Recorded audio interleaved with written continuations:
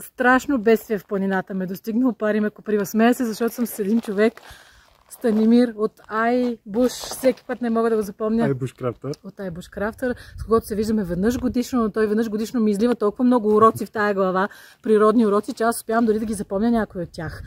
Идете в неговия канал в TikTok тук, да видите как ме препита и изпита и да видите, че аз си знам уроците, съм си ги взела. Да, но до бедствието, което ме застигна сега, беше, че ме опари коприва и той каза, това било сериозно, но каза и как да се лекувам. Да, много е сериозно, може да сърби кожата и от чесане да ти падне част от нея, примерно, но има противоотрова.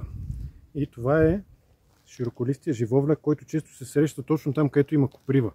Това късате си най-младите листенца, поизтупвате ги така от прахоляка. Най-вероятно никой животно не е минал покрай тях. И след това ги издъвквате.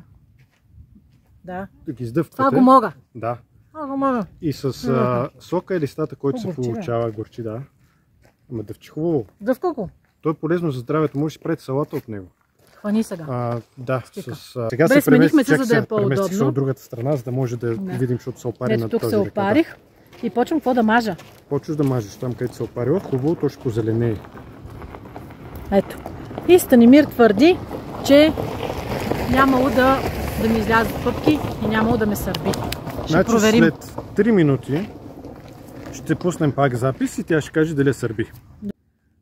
Хора, не случайно на преден план е копривата. Прав ще се окаже човек. Не сърби. Нали? Честна дума. Наистина. Моля ти.